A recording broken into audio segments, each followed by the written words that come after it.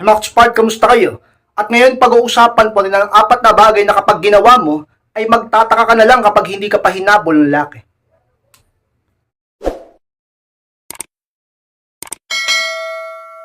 At kung handa na po kayo at masarap po tayo, at muli, be inspired!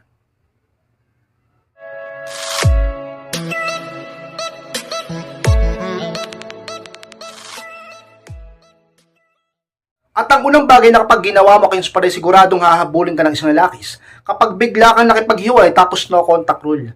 Yan ang unang bagay kayong spray na kapag ginawa mo ay siguradong magtataka ka na lang kapag hindi ka pa niya hinabol. Alam nyo mga spard, syempre makikipaghiwalay ka kapag sobra na siya. Kapag talagang hindi mo na kaya. Kapag wala siyang respeto sa'yo at inaabuso ka niya na ng sobra. Lahat ng tao ay may hangganan. Oo, mahal mo siya. Oo, nagmamahal ka. Pero lagi mo dapat tatandaan na lahat ng bagay may limitasyon. Pagpahalagahan mo ang sarili mo kay Inspired. Wag mong hayaan na inaabuso ka niya. Wag mong hayaan na mas lalong bumaba ang tingin niya sa iyo. Wag mong hayaan na magpakamartir sa kanya. Wag mo siyang habulin. Wag mong hayaan na tumindi pa ang pangloloko niya sa iyo at pananakit niya sa iyo. Kung kinakailangan makipaghiwalay o lumayo muna, talaga namang gawin mo. Sabay no contact rule.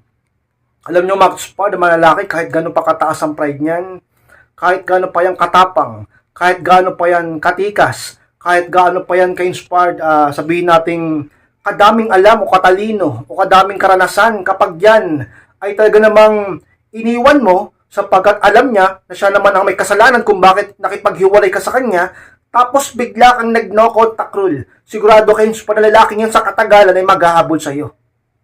Sa una, magmamatigas pa yan. Sa una, sabihin natin, hindi ka pa niya hahabulin. Maghihintay ka pa ng ilang araw o ilang linggo. O maring umabot pa ng buwan. Pero darating at darating ang pagkakataon. Magpaparamdam at magpaparamdam ulit yan sa'yo. At maghahabol yan sa'yo. Sigurado yung Inspired. Kasi, biglaan, nakipaghiwalay ka. Biglaan, sinukuan mo siya. Bagay na akala niya, panghabang buhay ka magpapakamartir at magpapakatanga sa kanya. Bagay na akala niya hindi mo kayang gawin sapagkat mahal na mahal mo siya. Tapos ginamitan mo pa siya ng no contact rule, bagay na hindi niya inaasahan sa iyo. Sapagkat alam niyang napakarupok mo pagdating sa kanya. Sa mga bagay na kapag ginawa mo tapos hindi ka hinabol, magtataka ka na lang. Diba? Lintik na lang talaga pag di ka pa niya hinabol pagka ganyan. Siguradong magmamakaawa yun sa iyo. Hihingi ng tawad at makikiusap na magkaayos kayo. Sa maraming pagkakataon, sa maraming kwento na magkarelasyon na nangyayari mga bagay na yan. Nare-realize ng isa ang halaga ng isa kapag ito ay wala na sa kanya. Kapag ito ay nakipaghiwalay at di na siya pinapansin pa. Sana wag naman umabot sa ganun. Pero may mga bagay na hindi natin inaasahan. May mga bagay na kailangan mong gawin yan upang makita niya ang tunay mong halaga ka-inspired. Kaya wag kang laging magpakatanga.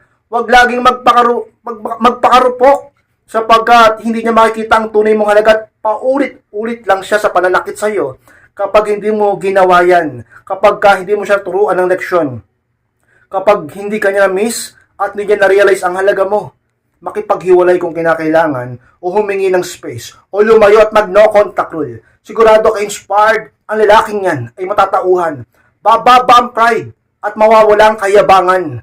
At talaga naman sa katagalan ay siya ay maghahabol sa iyo at magsusumikap na bumalik ka sa kanya, ka-inspire.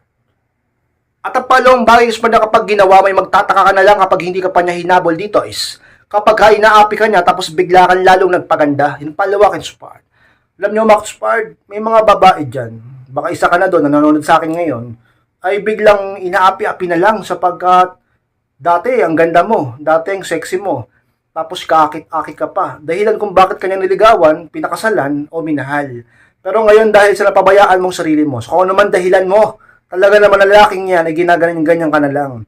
At harap-harapan ka ng binabastos, harap-harapan ka ng niloloko, harap-harapan na siya nagsisinungaling sa'yo, at binabaliw at tinitiis ka pa niya. Dahil nga, para sa kanya, bumaba ng volume at di ka nakaakit-akit ngayon. Inaapi ka pa niya. Diba? Ngayon, kapag lalaking yan ay ginaganyan-ganyan ka na, ka-inspired mag-self-improve ka. Diba? Ipahiya mo siya sa bandang huli. Ipakita mo ka-inspired na hindi ka patapos na may ibubuga ka pa. Na kayang pang ibalik ang alindog mo at ng dating kaakit-akit mong itsura. Nang higit pa sa dati, Kaya mo yan ka-inspired. Mag-self-improve, magtiyaga at magsakripisyo sa umpisa. Lahat ng bagay kailangan ng paghihintay. Lahat ng bagay ka-inspired kailangan dumaan mo sa hirap upang magtagumpay. Kailangan ka-inspired maging consistent. Kung ikaw ay nananaba ngayon at pumangit ng iyong katawan, real talk lang, dahil sa ikaw ay nanganak o dami ng problema at napalakas ng kain mo, tapabayaan ka sa kusina, itlagay mo ang ka-inspired, mag-workout ka. Gawin mong lahat upang gumanda rin ang kalusugan mo. Hindi lang para sa kanya, kundi para sa iyong sarili at sa iyong mga anak at sa mga pangarap mo pang gusto mo pang maabot. At magpaganda, mag-improve, mag-invest sa sarili. Huwag maging kuripot. Yung iba, ayaw bumili ng pampaganda eh. Kasi mas iniisip pa yung, alam ko mahalaga yung mga pagkain, mahalaga yung iba pang gastusin, pero magtabi ka rin para sa sarili mo. Diba? Imposible na wala kang matabi kahit magkano lang dyan. Kahit pa 20-20 o pa 50-50, diba? O, yung iba sa inyo natatawa kasi maliit. Eh, yung maliit na bagay na yan, kapag kinonsistent mo, magugulat ka na, laki na yan. O may pambili ka na ngayon ng pampaganda mo. May pang salon ka na. May pang spa ka na. Hindi ba kasi sinisimulan? Masyadong minamaliit ang maliit na halaga. Mag-ipon ka. Mag-invest ka sa sarili mo. Magpaganda ka, bumili ka ng kailangan mo. Upang hindi ka niya pagtawanan. Upang hindi lumit ang tingin niya sa'yo. Upang hindi ka niya apihin. At bumalik ang dating pagtingin. At tumaas mo rin attraction. At tumindi mo rin ang interest niya sa'yo. Upang hindi ka niya ipagpalit sa iba. At sigurado kapag ginawa mo yung ka-inspired, magtataka ka na lang. Kapag ang lalaki na hindi ka pa hinabol, sa kabila ng lahat ng ginawa mo, alam nyo, sa pinakamatindi sa lahat, ang pag-self-improve. Kapag nag-self-improve ka, maliit ang tsansa na yan ay hindi maghabol sa'yo. Napakalaki ng tsansa na yan ay humabol sa'yo. Ka-inspired, mas lalo kanyang mamahalin. Tataas ang respeto niya sa'yo. Magkakaroon siya ng takot na baka mawala ka sa buhay niya. At di niya isipin ka-inspired na saktang ka pa. At ikaw pa rin napipiliin niya sa bandang huli. At lagi siyang maghahabol at mababalo sa'yo. Ka-inspired. Pangatlong bagay inspired na kapag ginawa mo ay magtataka ka na lang kapag hindi ka pa niya hinabol is kapag ilang message na niya ay hindi ka pa rin nagre-reply, yung pangatlo ka-inspired. Nakailang chat, nakailang text, nakailang message na siya sa'yo pero hindi mo pa rin siya nare-replyan, sigurado ka-inspired sa katagalan. Mababalo yun siya kakaisip sa'yo.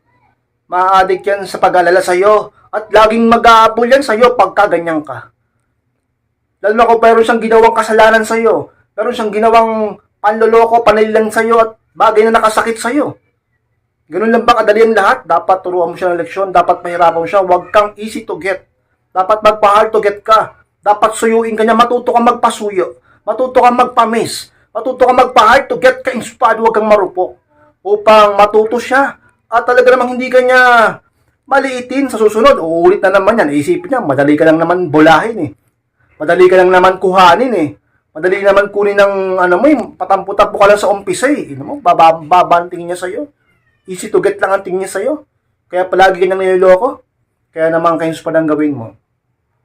Kapag yan ay may ginawang kalokohan sa'yo, sinaktan ka, niloko ka, pahirapan mo dapat siya. Kung ano man ginawa niya yung hindi maganda. Tingnan nyo ka-inspired. Kapag yan nag-message sa iyo at nag-no contact rule ka talaga at hindi mo siya pinapansin, hindi ka nagre-reply, sa katagal hahabulin ka niyan. Gagawa ng paraan yan upang kontakin ka. Gagawa ng paraan yan upang makita ka sa personal. To the point na pupuntahan ka. Gagawa ng paraan ka-inspired upang makausap ka. Hihingi ng tulong sa iba upang lang makita ka. Lahat gagawin niya para sa iyo. Talaga naman tataas ang paghanga niyan sa iyo kapag gaganyan ka sapagkat pinapakita mong hindi ka marupok at hindi ka ganun kadaling makuha muli sa mga ginagawa niyang pananakit sa iyo. Ganyan yan, kaya tingnan yung ibang babae. Hindi na inuulit yung pagkakamali sa kanila nung mister nila. Nagbabago yung mister nila. Nagbabago yung boyfriend nila. Hindi na umuulit sa nagawang pagkakamali sa kanila sapagkat pinahirapan nila. Pero tingnan mo yung ibang babae. Napakarupok, easy to get.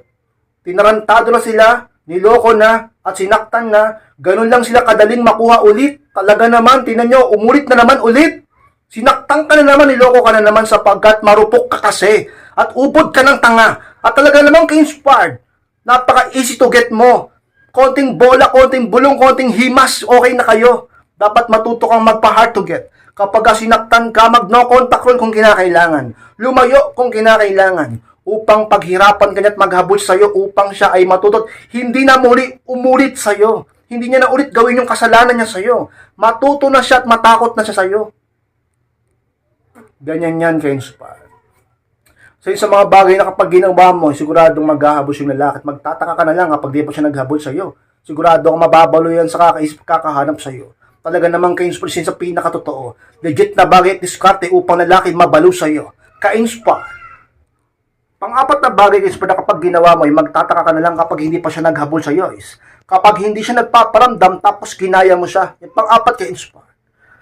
Yung tipong hindi siya nagpaparamdam sa'yo sa kung ano man dahilan, baka nagpapabebe, nagpapahabol, nagmamatigas, o kaya naman baka may kasamang ibang babae, o sabihin natin nanlalamig na sa'yo, ayaw ka ng kausap, talaga naman ka-inspired kung ano man dahilan niya, kung ba't di siya nagpaparamdam sa'yo.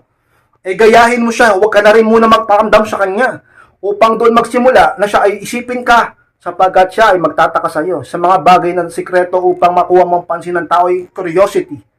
Ang kuryosidad, ka-inspired. Kapag ang tao na curious sa'yo, lagi ka niyang iisipin. Ganyan yan. Kailangan ma-curious sa'yo ang isang tao upang doon magsimula ang interes. Bago siya ma-attract, magka-interest sa'yo, magagusto, mahulog sa'yo, dapat siya ay ma-curious sa'yo. Kaya ngayon iba nagpapaka-mysterious upang ma-curious yung tao sa kanya at mahulog ito sa kanya, ka-inspired. Dapat kanyang isipin. Dapat siyang ma-curious, magtaka sa'yo. Bakit biglang hindi siya nagpaparamdam, hindi ka rin nagparamdam sa kanya? Nung mga unang araw, habol ka ng habol sa kanya. Ikaw ay laging nananagtag ng chat at text sa kanya. Panay ang tawag, panay ang call mo sa kanya. Biglang isang araw ay tumigil ka at hindi ka na rin nagparamdam sa kanya. Tingnan natin kayo, inspired kung yan ay hindi mabalo sa kakaisip ng dahilan. Ano bang dahilan? Bakit bigla kang naging ganyan sa kanya? Noon, balo na balo ka sa kanya at nagmamakaawa pang mag-usap kayo. Pero hindi ka na nagpaparamdam sa kanya. Tingnan natin kayo inspired kung pag yan ay hindi pa rin naghabol sa'yo, nakataka-taka na talaga. Kapag yan ay hindi pa rin naghabol sa'yo sa kabila ng hindi mo pagpaparamdam sa kanya tulad ng ginagawa niya sa'yo, ito ang mga posibleng dahilan. Una, talagang mahal niya na yung bago niya. Pangalawa, hindi ka talaga niya mahal. Pangatlo, may matindi siyang galit sa'yo. Pang-apat, matagal niya nang gustong gawin niya sa'yo. Ka-inspired sa mga sikreto. Sa mga bagay na dapat mong malaman. Sa mga bagay na kapag ginawa mo, tapos di ka pa rin hinabol, magtataka ka na lang. Kapag hindi siya nagpaparamdam, huwag ka rin magparamdam. Kapag hindi siya nagme-message, huwag ka rin mag-message. Kapag ayaw niya mag-reply, hayaan mo siya. Kapag hindi siya talagang tumatawag, huwag mo rin siyang tawagan. Sa mga sikreto upang lalaki, talagang mabalikwas ang pagtingin sa'yo. Bumalik ang interest sa'yo. Mabaling ang attention sa'yo. Ma-curious sa'yo at tagamang magka-interest muli sa'yo, ka-inspire ng laking yan, ay muling magkakaroon ng pagtingin sa'yo sa katagalan, ay maghahabol sa'yo, ka-inspire. Maxpert, maraming salamat po sa pagtapos ng vlog na ito. Gusto pong kalimutan na mag-like, comment, and pakishare na rin po ng video nito upang makatulong naman po tayo sa iba't sa mga hindi pa po nakakalik ng subscribe. And Maxpert, click nyo na po yung subscribe, click nyo na po yung notification bell upang ma-notify kayo pag may bago akong upload. Sa mga gustong humingi ng payo, magpa-coaching, i-message lang po ako sa aking Facebook, ay yung profile picture ko sa FB, at kapag nakita niya, i-chat nyo ako, i-message nyo ako po mismo ang siya mag-reply sa inyo, at siya magbabasa ng mensahe niya. Maraming salamat, Maxpert. Mag-ingat kayong lahat, at mahal ko po kayo, at muli, be inspired.